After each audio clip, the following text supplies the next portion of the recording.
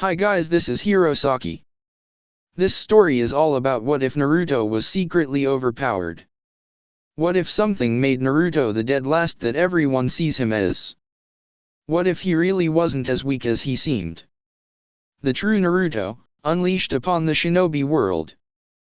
Before we start, kindly like and subscribe to this channel and look over the description box for the author of this amazing storyline. Welcome aboard. Chapter 1, Prologue. Naruto, age 4. Come on Jiji. Let me be a ninja already. Hiruzen Sarutobi, the Sandaime Hokage, massaged his temples as he looked down at the little blonde boy who had a determined look on his face. He had been visiting the boy in order to give him a monthly allowance and help him shop for groceries as he lived alone. It might be odd that a little boy like these lives alone, instead of with his parents or in an orphanage, but the little boy held within him a massive little deterrent that kept most from wanting to care for him.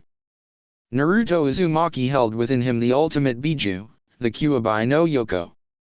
The same demon that had attacked and nearly annihilated Konohagakure no Sato, the village in which this story takes place. Naruto, I can't let you enter the academy. Naruto's face scrunched up, trying to decipher why. But Jiji, you told me other kids ninja as young as me training as ninja, why can't I? Hiruzen did have to admit to that nugget of truth. Clans in Konoha such as the Uchiha and the Hyuga trained their children from around the time they could walk to become shinobi. Kakashi Hatake had graduated from the academy at the age of 5 and even been promoted to Chunin at the age of 6, same for other prodigious ninjas such as Itachi Uchiha. Hiruzen knew it was somewhat hypocritical of him to deny Naruto the same chance that they received. But the people of Konoha would never accept the demon spawn training in the ninja arts right in front of them. This was more for Naruto's safety. The worst thing to him was that he couldn't even tell Naruto why he couldn't allow him to join. That the irrational fear the village as a whole had of him being the Kyuubi reincarnated wouldn't allow them to see him as just a little boy that wanted to prove himself to them all. Hiruzen patted Naruto's head and looked down at him patronizingly. I'm sorry Naruto-kun. Maybe one day soon I can let you join, but not now. Naruto watched the old man walk towards his door and shut it on his way out. Naruto walked aimlessly around Konoha, trying to ignore the looks that he wasn't getting. He didn't get why Jiji didn't want him to be a ninja. He knew he would be the best ninja ever, that was all he would settle for, no matter how hard he had to work. There was something he wasn't getting, and trying to think about it made his head hurt. Eventually, by the time he had stopped pondering all of the absurd reasons that he wouldn't be allowed into the academy, he even came up with a strange conspiracy that there was some sort of demigod stuck inside of him and everybody knew but him. Crazy, right? He found himself atop his favorite place in the village, Hokage Mountain. It's beautiful, isn't it? Naruto whipped around suddenly to see a man with his head and one eye in bandages, and his right arm in a sling, also wrapped up. Naruto couldn't feel any real malicious intent from the man, so he allowed him to come closer. He stopped next to Naruto and looked out at the view from the top of the mountain. Truly, being a ninja to protect this village is something that I've always felt is well worth the sacrifice. Naruto's eyes widened, but then he looked away sadly. Jiji won't let me be a ninja. I don't know why though. I mean, I'll work hard, and I know I'd be good at it. The man made a noise as if he was thinking of Naruto's words. You would really work hard? You would do whatever you had to in order to become the greatest ninja you could be. Naruto grinned widely at the man. Not just the best ninja I can be, the best ninja ever, Dadabiya. The man had a small smirk upon his lips. Well then, I think I'd like to take a hand in training the greatest ninja ever. How would you like to be a ninja for me? Naruto's grin could have split his face as he latched onto the man excitedly. Thank you, thank you. I can really be a ninja. The man held Naruto off of him. Little boy, the first thing a ninja should know is to never show emotion. I can understand your excitement, but when we begin training, I do not want to see that from you. Do you understand? Naruto cowed himself and nodded. Ano, I don't even know your name. The man turned and motioned Naruto to follow. You may call me Danzo. Naruto, age 7. Underground. The sounds of contact were made. The sounds of physical combat were common in this place. Sparring was intense and brutal to condition the ninja to field conditions. An unnamed teen hit the ground hard, groaning as his eyes flicked in and out of consciousness. The blood caking his face was just another sign of the intensity of the session. Standing over him was a blonde boy sighing in relief at the conclusion of the spar. Takeshi, you hit way too hard. The blonde slowly walked away from the room, checking himself over. He scratched at his fists, flaking off the dead skin covered in dried blood. He checked his mouth and sighed before digging into the back of his mouth and pulling out a molar, dropping it on the ground as he walked away. He didn't care too much about it. It wouldn't be the first time he lost teeth down here, and they always grew back. Thank you, Furball. As the boy clad in black practice clothing entered the hall, he came face to face with the man responsible for training him. Ah, Danzo Jiji. Good to see you. Danzo frowned at Naruto's disrespect. Boy, if you weren't so damn good at what you do, then I'd have you go back through emotional conditioning again. Naruto gave him a cheeky grin, but that's just it. You know I'm too damn good to waste going to do that crap, and besides, you know I can turn it on the second the mission starts. I can be as blank as everybody else when you say go. Danzo let a ghost of a smile appear on his face. He remembered putting Naruto through the paces to rid himself of his emotions. No matter how bad he had Naruto beaten and conditioned, he would still keep a spark of his old personality, even after several months of that treatment that had broken everyone else Danzo had trained for decades until that point. Danzo motioned for Naruto to walk with him. I have a mission for you, solo this time. Naruto went into business mode upon hearing those words. What do you require of me, Danzo-sama? Danzo would never openly admit it, but he did rather like the fact that Naruto could turn his ninja mode on and off at the blink of an eye. It made training a bunch of emotionless tools more bearable if one of them had enough self-awareness to actually speak to him with even a hint of cordiality. They weren't necessarily close. Naruto was well aware of the fact that Danzo saw him as nothing more than a tool, a weapon to be brandished to protect Konohagakure, but people have shown that they can value objects and tools above many things in this world, plus Naruto's childish streak got a kick out of making Danzo twitch. You've got to enjoy the little things. This one is probably going to be suicide for anyone else other than you. Even you will find it rough going, I would say. Naruto nodded as a sign of his hearing the advice. If this even hints at going under, you get yourself out of there, failed mission or not. A shimmer of his eye revealed from Naruto to Danzo that he was affected by those words. Danzo just couldn't tell if it was because he gave the very rare order for him to retreat if necessary, or if it was because he was offended for suggesting that Naruto might fail this mission. Naruto looked up to Danzo, icy blue eyes lacking the solid feeling they were full of just moments ago. Your orders, Danzo-sama. Danzo smiled. I think that he might just be the greatest weapon I have ever had. Training Naruto had not been even a chore. When it came time to learn how to fight, how to kill, how to win, Naruto had shown himself a quick study. Danzo relied on Naruto for more of the higher class missions that he knew many of his other operatives couldn't handle, because the kid seemingly didn't accept anything short than a successful mission. That made him invaluable, and he'll only continue to grow in strength. I would probably rely on him before I thought of backing one of Sarutobi's soft elites. Oh, my old friend. How did you let this gem of a shinobi go? Danzo continued his briefing as he and Naruto had arrived at the armory. You will be infiltrating Tanokuni. There have been reports of a new hidden village based out of that nation rising to prominence. Naruto quickly changed from simple practice clothes to gear reminiscent of Umbu armor, clicking the chest protection shut. Hi, Danzo-sama. Danzo continued. You will find the location of this village and if possible, get inside and keep tabs on what you can see and find. When you believe that you have sufficient information to determine whether or not this village is a threat or not, you are to return to base and debrief. You may leave on your own mark, this will be a long-standing assignment. Naruto packed himself with kunai, shuriken, flash tags, exploding tags, smoke bombs, anything that he might need, and he packed to the brim, sealing whatever he couldn't carry in a scroll. He didn't know whether he would need to restock on this mission or not.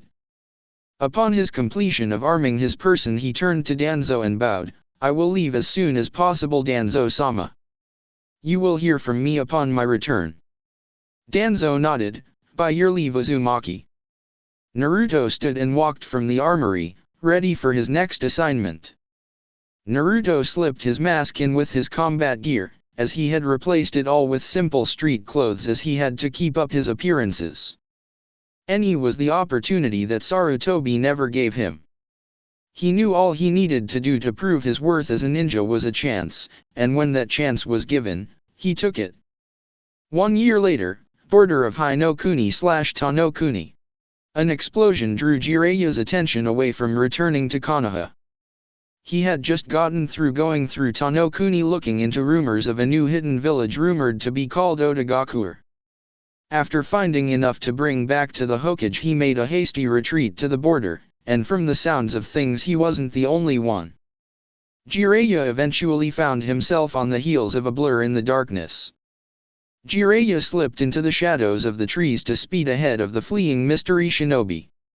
However, this was unnecessary as the person in question collapsed and dropped to the forest floor in exhaustion. As Jiraiya walked closer, he saw deep cuts and gashes all over the body of the Umbu, or so his armor had him believing. Jiraiya whistled as he took in the age of the blonde boy on the ground. They're sure starting younger these days. Jiraiya refrained from moving the mask of the boy, on which he saw a leaf insignia, as Umbu had to keep their identities secret for as long as was feasible to the masses. Jiraiya picked the boy up and made for Konoha, interested in this current situation. Jiraiya had set the boy down in Sarutobi's office and had requested that his Umbu guards leave the room. Sarutobi-sensei, you could have sent me a message that you already had someone in Oto checking things over. I think I might have blown his stealth when I made tracks and left that place. Hiruzen's eyes darkened. I didn't send anyone into Tanokuni, I expected you to look into it yourself and send word back, like you are now. This Umbu isn't mine. I would never allow a child this young into their ranks, never again, not after Itaki. Jiraiya scratched his white mane. Well, I kind of figured that, but I thought you might have made an exception or something. Sarutobi rose from the desk and walked over to where the masked boy lay. He narrowed his eyes at the kanji he found right by the leaf symbol on the forehead. Danzo. Any again? Jiraiya sighed. I thought you handled him and that group of blank faces. He's still doing this. Jiraiya shrugged. Well, at least he also recognizes Oto as some kind of unknown quantity. Hiruzen reached down and pulled off the mask. What he saw almost gave him a heart attack, and Naruto. Jiraiya ran over, looked down, gaping at the sight. Kami, he looks just like Minato. Wait. Sarutobi, is this Minato's child? Hiruzen settled himself somewhat. Yes, Jiraiya. This is his child. Danzo must have gotten his hands on him. I should have known. When I went to see him, he was becoming progressively more aloof and secretive. I stopped getting reports about him around town completely. I figured he must have just been keeping a low profile, but I never would have guessed. Jiraiya looked angry. Danzo turned Minato's son into a mindless drone. I'm going to dash. Jiraiya, wait. Jiraiya turned to face his teacher with an angry look. The council wanted him to be trained under Danzo's watch anyway. They'll see him in the right if this gets out. You and I are the only ones that know about this. Jiraiya bared his teeth. He won't tell us anything about Danzo. Even if he had any real reason to tell us anything, Danzo has seals on his ninja that keep them from speaking about any too freely. I've seen it. Hiruzen nodded. I know. So what if instead of using him to get to Danzo we just take him away from that place entirely? Seeing Jiraiya's confusion he elaborated, Danzo won't move to retrieve him no matter how valuable he knows a Jinhira key is to his goals. All we need to do is keep him under watch and seal him. Jiraiya nodded in agreement. So what? Memory seal? Chakra seal? What exactly are we sealing? Everything. Jiraiya's eyes widened. Now when you say everything. Hiruzen stood back up. I mean everything. His entire mind and body have been utterly conditioned by Danzo to fight. He would have never been out there if he wasn't at least as strong as one of my Jounin. Danzo wouldn't have allowed it. Seal it all. If we just seal his memory then he would still be infinitely more powerful than any academy student, even without the knowledge of all of the techniques. Just with the academy techniques he would still obliterate any academy student. Jiraiya looked at the unconscious blonde on the floor. I don't like this Sarutobi-sensei. What will you do with him then? Hiruzen picked the boy up and put his mask back on. I will allow him to enroll in the academy. I'm wearing the council down, soon I can get them to let him attend.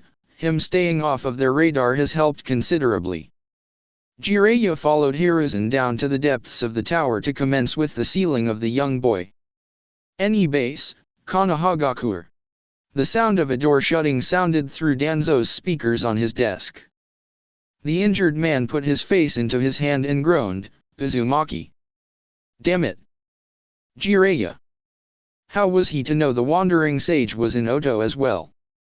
From the sound of things, the flamboyant shinobi had placed their forces on high alert upon his own exit, and with Naruto stuck inside that buzzing hive, with everyone searching high and low for anything amiss, the boy had run into quite a bit of trouble when he took to making his own hasty retreat. Danzo's weapon was lost to him now. He knew Sarutobi would never allow him to get anywhere near Naruto again. Danzo pulled out a bottle of sake and poured himself some. After tossing the alcohol back he grimaced slightly, and we move along. 4 years later. A blonde in an orange jumpsuit sat down deep in the forests of Konoha. Man, that was so easy. Why wasn't that the regular graduation exam? The boy unfurled the scroll in his grip and read it. Oh man. Kage Bunshin no Jutsu? Bunshin, my worst technique. He sighed and put on a cocky grin. Right then. Let's get started. Hours later. Irika Umino, Chunin, and teacher in Konohagakuer's Ninja Academy, stood in astonishment. Naruto Uzumaki, the dead last of his class, the failure. He had just witnessed the boy in question call upon an almost endless horde of Kage Bunshin to beat his former teacher's aide Mizuki into a bloody pulp. Naruto stood over the groaning man smiling at Irika sheepishly. Whoops. I guess I went a little overboard, huh? Irika smiled and called Naruto over to him. I've got something for you, Naruto. Close your eyes. Naruto did as he was told and felt his goggles shift on his forehead. Okay, go ahead and open them. Naruto opened his eyes and saw his smiling instructor, Sensei, holding his goggles. Congratulations, Naruto.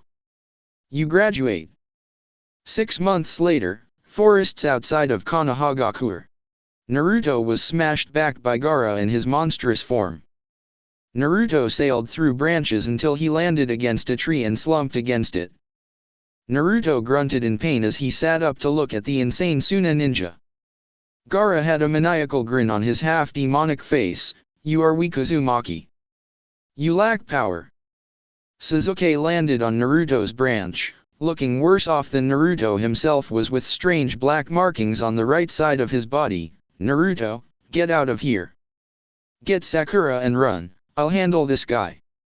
Naruto went to speak when Sasuke clenched his fists. If I can't win here, then I'll never be strong enough to defeat him. I will have reached my limits. Naruto looked at Sakura, pinned to a tree trunk with Gaara's sand slowly crushing her. Naruto stood up and wiped the blood from his lip. He looked down at Sasuke. Don't worry, Sasuke. I won't lose here. Naruto flipped through hand signs and slapped his palm to the tree branch. A puff of smoke revealed a small orange toad. "Hey there, I'm Gamakaki. Got any sweets?" Naruto flipped out. "I can't believe this crap. What's with you stupid toads? I can never get a useful one. This is really not the time for this." The small toad jumped onto Naruto's head and gave him a raspberry. "So you're an amphibian hater, huh?" Gaara had had enough of this. All the time spent allowed him to fully turn into his mini Shikaka form, Suna Shuriken. Naruto saw the spinning discs of sand coming his way and cradled Gamakaki with his body, taking the hits. He flew back and hit another branch. Gamakaki looked at him in concern as Gaara cackled, "You see Uzumaki. Only when you fight for yourself can you truly be strong. I'll wait for you to realize this and leave your friends here to die so you can escape." Naruto wordlessly placed Gamakaki down and turned to face Gaara. The look in his eyes irked Gaara, who sent another salvo of sand shuriken at Naruto, hitting him dead on and sending him back again. Naruto stood up almost immediately. "What is this feeling? I feel stronger. Like that didn't hurt at all." Sasuke looked at Naruto as he saw Naruto's strength returning to him. As a burst of visible blue chakra erupted from Naruto, the blonde's look of confusion and awe at himself turned to a wail of pain as he clutched his head and dropped to the ground screaming. Naruto's mindscape. The Kyuubi no Yoko was bored. Bored, bored, bored. It had been bored for years. Ever since Naruto's memories and skills had been sealed away, there wasn't any action for it to watch, or even partake in as Naruto was wont to do from time to time. When the boy finally made his return during his month of training with Jiraiya, he was noting like the Naruto that had earned his respect in his childhood. This Naruto was loud and brash, with no true talents to back it up with. The old Naruto wasn't nearly as loud, and while he had his moments of being a loudmouth, he always had the talent to go with it and the drive to do better. The seal had handicapped him and his thinking for 4 years. The Kyuubi really couldn't even say that the new Naruto had potential. The old one had potential, and he had started achieving it, then it was taken away, and no one can have potential twice in their lifetime. As it pondered how exactly it was going to break out of its rotting prison, many markings appeared on the outside of the Kyuubi's cage. At first it was confused, until it remembered the exact same patterns appearing 4 years ago right before everything turned to shit. "Oh, it's about time. Took you long enough, ninja." Focusing its chakra into a line, it pushed it out from the bars of the cage slowly so as to not upset the Shiki Fujin. Finally the chakra made contact with the walls and began to cover the lines, following them straight to the source. As the Kyuubi watched the lines turn red and rush off down the halls of Naruto's mind, it allowed itself a triumphant smirk on its Vulpin features. "Welcome back, kid." Temari had seen the Uchiha fight Gaara. He had done well until he ran out of chakra and began getting decimated by Gaara until his orange-wearing teammate came onto the scene. Then he ended up getting beaten down too. During his beating, however, he began to gain energy, taking Gaara's shots and walking right through them. He exploded with raw chakra, and Temari had never seen anything like that before. Chakra visible to the naked eye, so much that it seemed strange to the boy himself. As he began getting a handle on the situation, he collapsed, screaming, and holding his head all the while. As he lay on the tree branch, a strange mark appeared on his head, forcing lines to branch out over his entire body, covering him from head to toe. Temari shook in place on her branch. "They're all freaks. Every last one."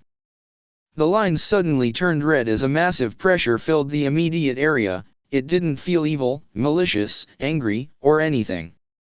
It just felt like Naruto, just magnified 100 times. The lines faded away from the downed blonde.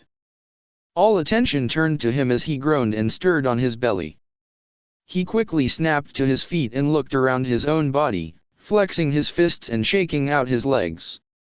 The only noticeable change in his base appearance was the scar going down his eye, a battle scar that wasn't existent a moment ago.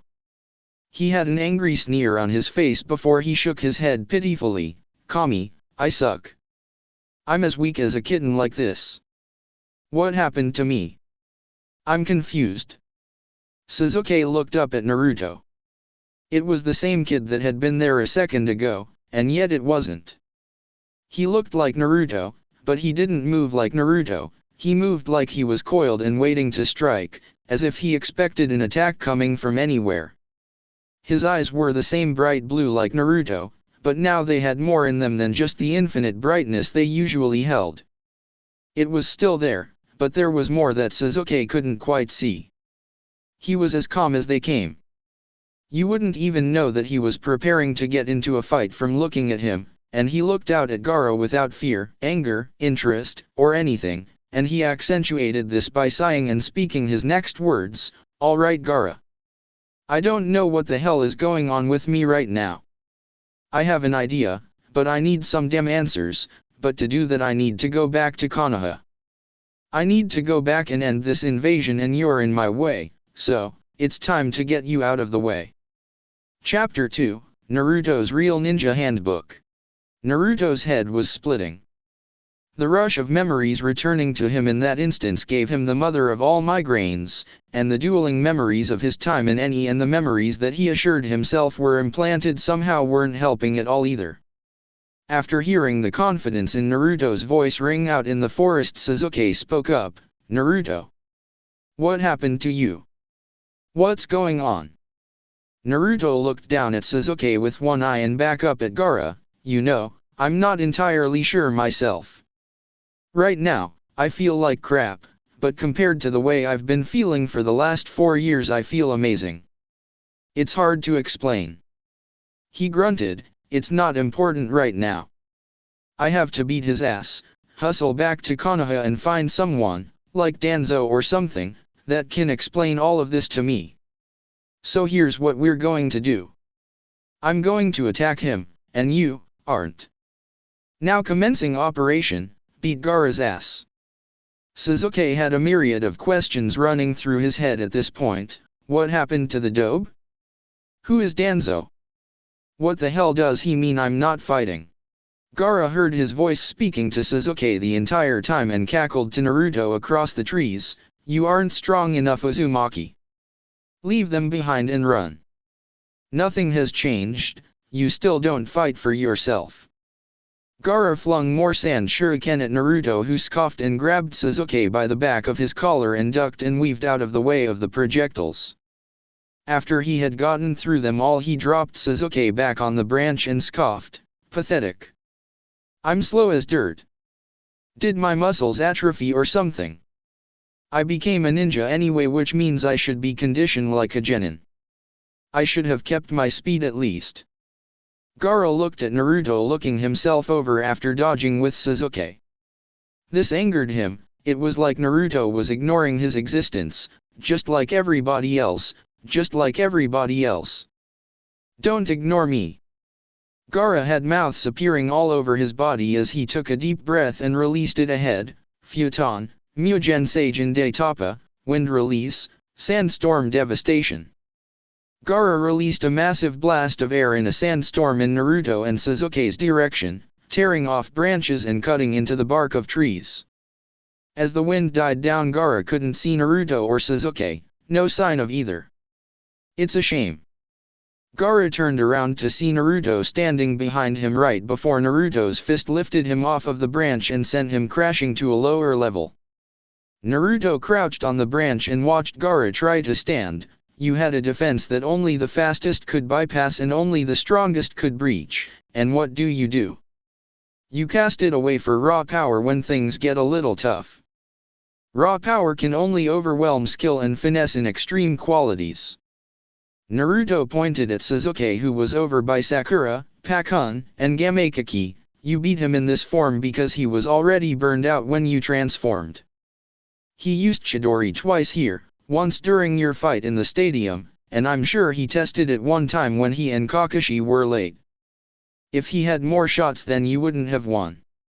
He smirked down at Gaara. "I don't know what happened to me all of those years ago, but I'm not the kid that just had Cage Bunshin flying all over the place anymore. I could beat you like that, but that wouldn't be very fun. After all of this time, I can finally fight like I used to, if only a little bit. I'm still not fast enough to avoid taking hits, but I can almost assure you that however hard you hit me. A feral grin came onto Naruto's face. I'll hit you twice as hard.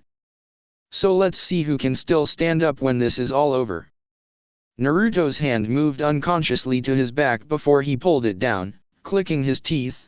Damn, that's right. I don't have a sword. Seriously, what happened to me? These phantom urges to fight like I was trained to are going to get me killed if I don't get it together. Gaara stood with a growl. You aren't stronger than me. You fight for the Uchiha. You fight for the pink-haired girl. Fighting for others makes you weak. Naruto scoffed. That's the stupidest thing I've ever heard. There are detailed stories of mere mortal men overcoming demons for others. The Yondaime Hokage overcame the Kyuubi no Yoko for his village. Orochimaru fights for himself, you fight for yourself, and that's why you will both lose here today, because you don't have a true purpose to fight. Naruto cracked his knuckles, but let me show you just how wrong you are. Don't blink. One flash tag later and Naruto's presence was gone from the area. Everyone looked around for any sign of the blonde boy who had changed from the orange loudmouth they had taken him for based on past experience. Chuckling rang out through the forest, but not from any particular area, as Naruto was projecting his voice.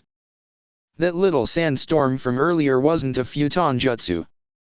This is a futon jutsu. Futon, repusha, wind release, gale palm. A fierce gale came from the trees above, sending wind and weapons at Gaara from above. Gaara lifted his arms to block vital spots and allowed the kunai and shuriken to bury themselves into them. Gaara lowered his hands and shouted out loudly, "Is that the best you have, Uzumaki? Come out and fight me. Give me a real fight. Let me feel alive." Naruto's voice rang out again in mocking laughter. If you wanted to feel alive, then you shouldn't have caught those weapons. Even with all of that power, you're still just a baby genin, huh? Just listen, and tell me what you hear. Everyone silenced themselves in order to listen for Naruto's warning. Temeri's eyes widened. Too late to help. A hissing noise coming from Gaara was being muffled by the sandy appendage he had caught the mishmash of ninja tools in. Gaara, no. Temeri's shout of warning did no good. It was too late for him to cast them out as a massive explosion took place in the trees, and the fireball that used to be Gaara fell to the forest floor. The others could only look on in amazement as the goofy boy in orange was systematically decimating the strongest person out of them all. Naruto's voice rang out again, "Damn it, I should have just killed you." Gaara was like a puddle of melting sand on the ground as Naruto spoke. "I guess my fake self has more influence over me than I thought. I should be down there killing you right now. But for old time's sake, I guess I'll hit you with an attack inspired by him." Suddenly several Narutos rushed out of the foliage and kicked Gaara into the air, one after another. You. Ziu. Ma. Ki. As Gaara was stuck hanging in the air, a wave of orange revealed itself from the leaves above. Countless Cage Bunshin from Naruto descended with their fists and feet cocked to strike. Naruto Nisei Renden, Naruto Uzumaki 2K Barrage. Naruto's Bunshin dropped an obscene amount of physical offense on Gaara's prone form, driving him back into the ground hard. Naruto and his clones littered the trees looking down at Gaara. Naruto sighed yet again. If I was at full strength, he'd be a puddle in a crater right now. Someone's going to answer for this. Gaara looked up at the masses of Naruto Bunshin looking down on him. Each of them had the same uninterested look on their faces, as if they were trying to ignore him. Cold blue eyes magnified by 1,000 staring down on him. There's no way. Gaara allowed the final shred of sanity and reasoning inside of him snap. There's no way I'm going to lose to a guy like that. The original Naruto's eyes widened as Gaara's chakra spiked. Oh crap. He can transform again. Naruto was blown back hard as Gaara was completely immersed in sand, swelling to the sky. Naruto's cage bunshin were dispelled as Gaara's towering sand smashed them asunder. Gaara ended up sticking out of the head of Shukaku looking down on Naruto, who was covered in sand. It's too late, Uzumaki. Time to die. Ugh, like I said, power cleanly outclasses skill only in overwhelming quantities. Naruto sat, entirely encased in Gaara's Sabaku-Q. Well, this is great. I'm too weak to break it. Now what? Naruto smirked as he remembered that he didn't stop learning things when he lost his memory. Arrow Sennin, you might have been useful after all. Naruto bit his thumb and made a few hand signs. Gaara put out his right hand, Sabaku SOS-. Kuki Yos no Jutsu, Summoning Jutsu. In a massive burst of smoke, Naruto found himself seated atop the head of Gamabunta, smirking out at Gaara. You didn't think it would be that easy, did you? Naruto looked down at Gamabunta. Hey there, Boss Toad. You want to help me out and take this jerk down with me? He's a little too big for me to handle alone at this time. Gamabunta directed his gaze up at Naruto. Something feels different about this Kuki. Like he isn't as frantic and spastic as he was the last time I saw him. Gamabunta huffed out smoke from his pipe. Ichibai no Shukaku. No can do, kid. Why would I want to go out of my way to fight a guy like that? Naruto deadpanned the giant toad a look. I thought summons were supposed to help their summoners fight in situations like this. Naruto pointed out at Gaara/Shukaku, look at that thing.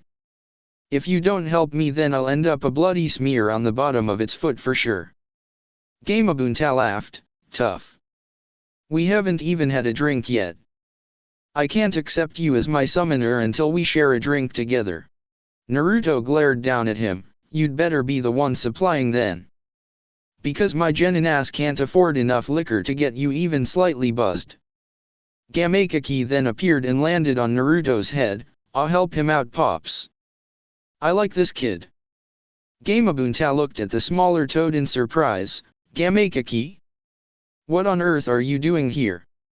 Gamekaki looked at his father sheepishly. I just wanted to come out and see the outside world, you know. He pointed over at Gaara/Shukaku, and then that guy tried to bully me. Our boy here kept me alive and started kicking that guy's butt, but then he cheated and got all big, and now here we are. Gamabunta glared out at the sand spirit. Alright then, Gaki. You helped out my son, I appreciate that. You're alright with me. You have my support in this fight, but we're still having that drink later, you hear? Naruto stood up and nodded, his face hardening as he looked out at Gaara. Gamekaki, you're going to want to get off of my head for this next part. Gamekaki got off of Naruto's head as Gamabunta drew his tanto and held it at the ready. Whenever you're ready, Boss Toad. Give him hell. Gamabunta launched forward and dug his sword into Shukaku's arm. With one mighty heave he lopped it off, dropping it uselessly onto the ground before he jumped back to his distance and stared at his opponent. Gamabunta huffed in exhaustion. That almost took everything I had, and all I took was his arm.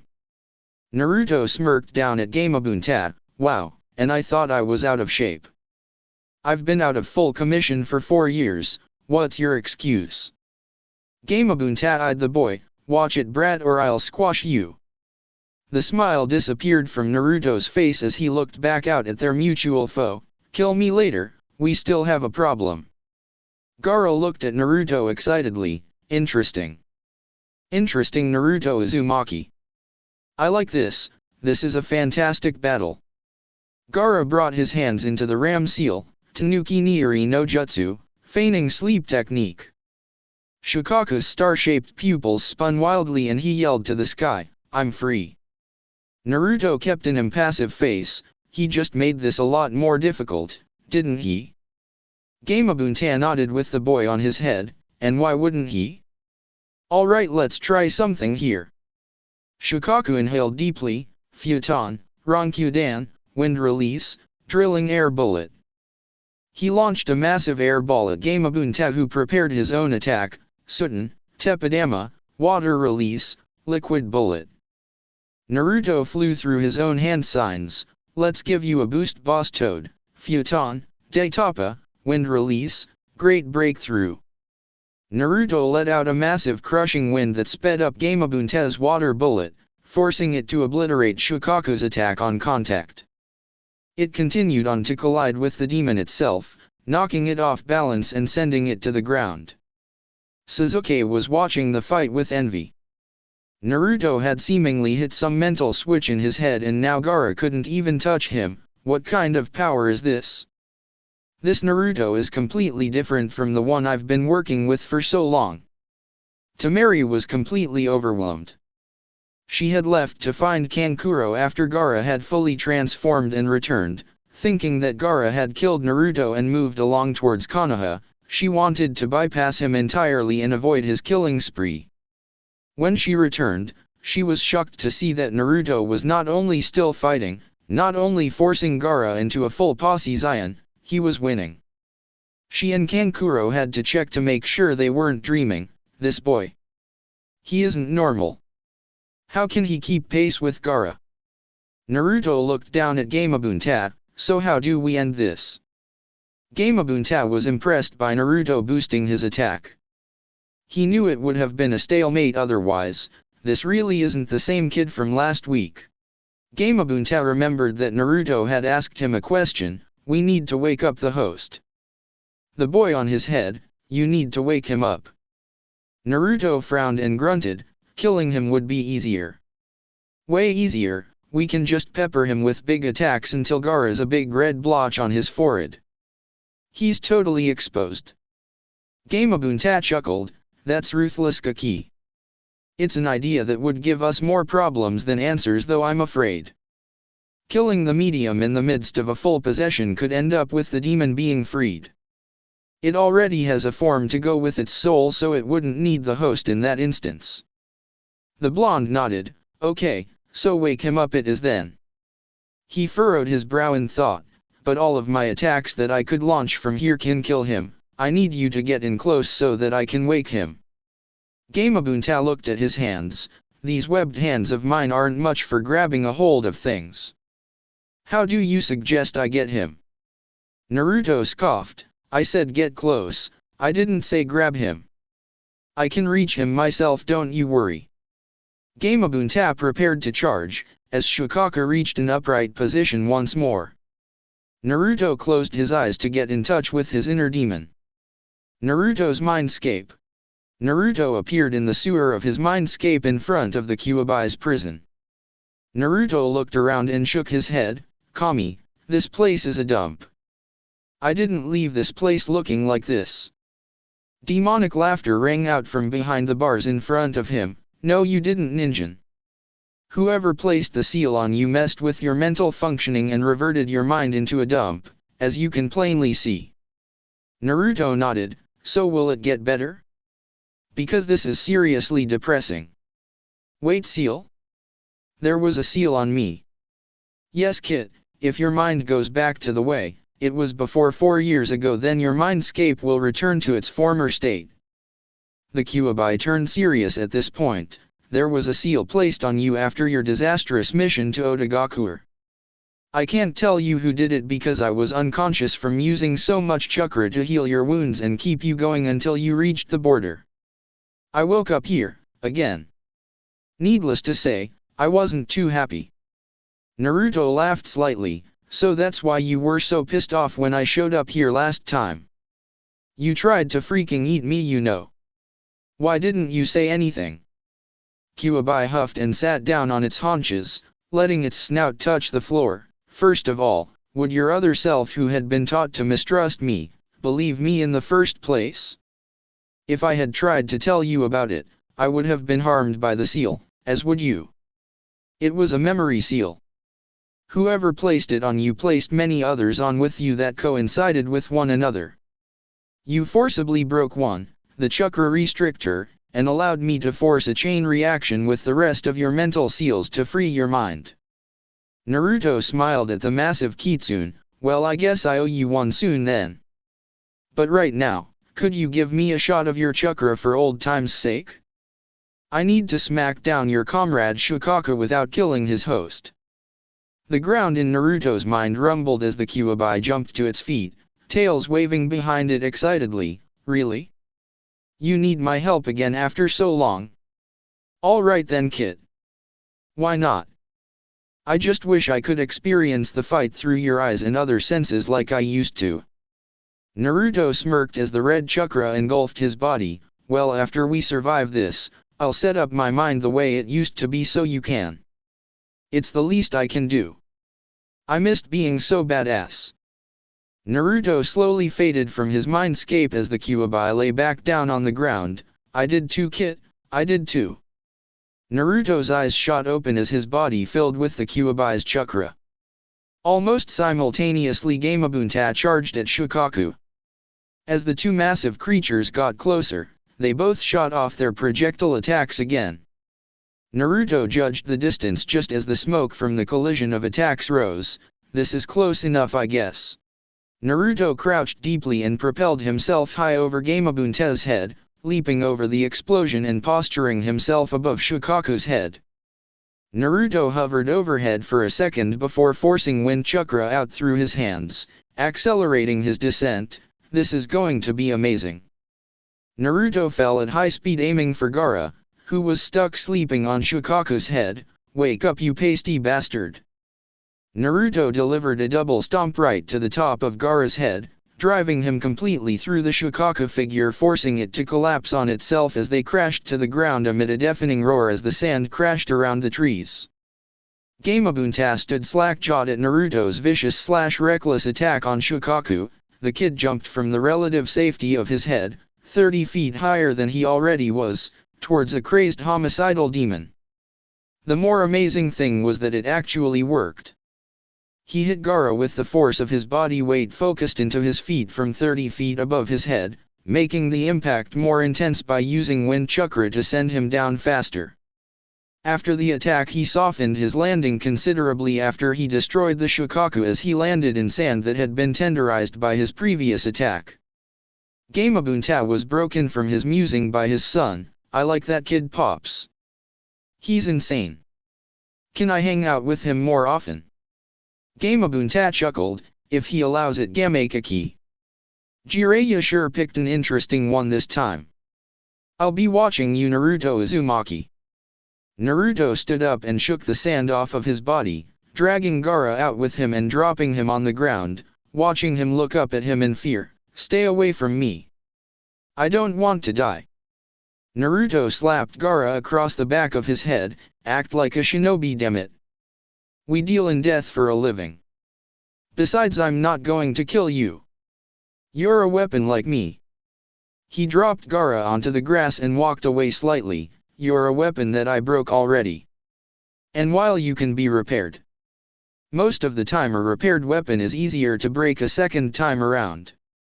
He turned back to look at Gaara, his cold blue eyes turned back to their formerly bright nature. I'll beat you down every time you try to harm me or anyone in my village.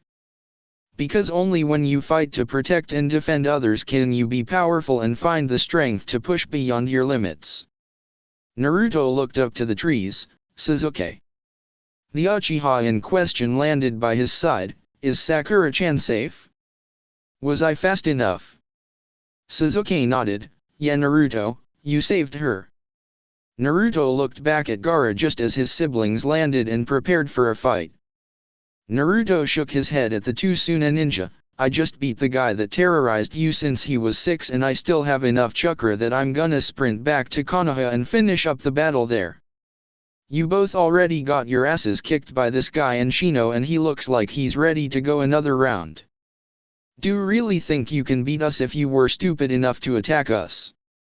Kankuro and Temari bristled at Naruto's nonchalant threat as he shrugged. Fine, be that way.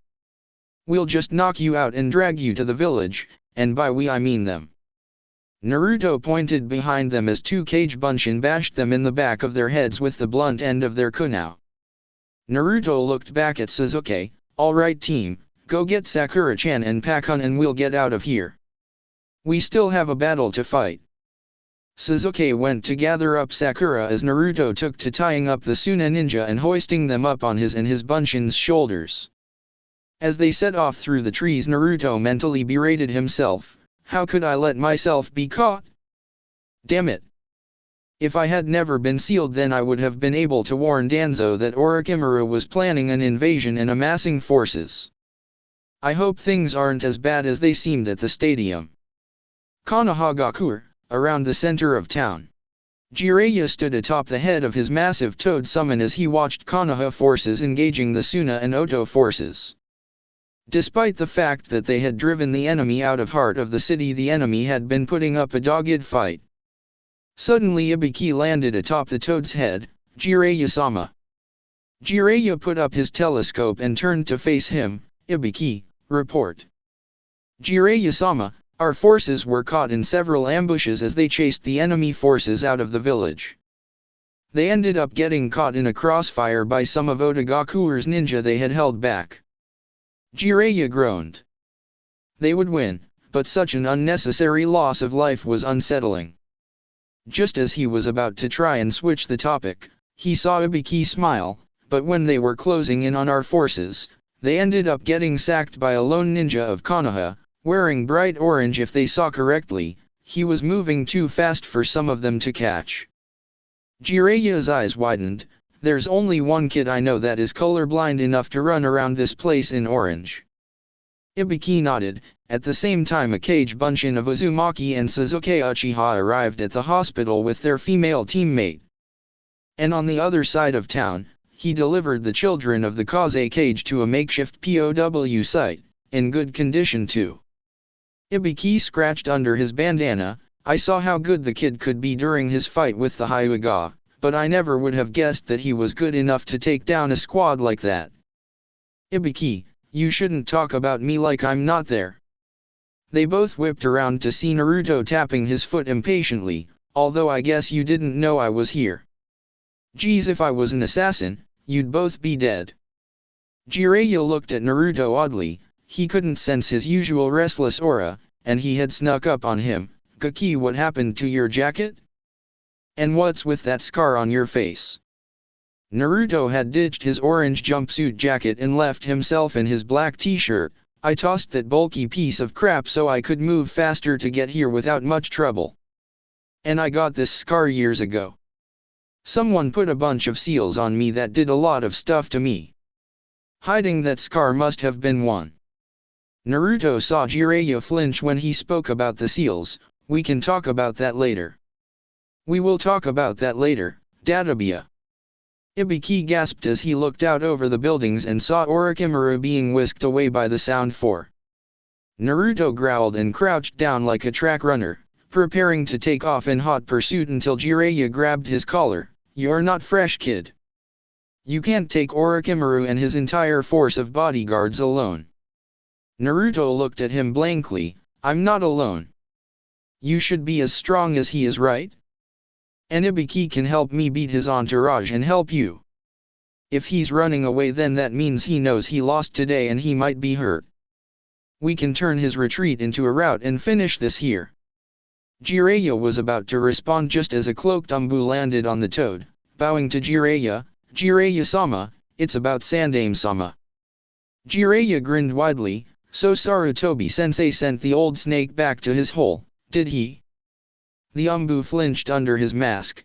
Hokage-sama was killed in combat against Orochimaru. The three other ninjas stood in stunned silence atop the toad as the sounds of battle still rang out into the air. Naruto looked to Jiraiya, who looked down at him. That's enough death for one day, kid. It's time to regroup and mourn. Naruto said nothing and followed Jiraiya back to the Chunin exam stadium. He could get his answers later. He had nothing but time. Now belonged to the entire village as a whole. That's it for this reading.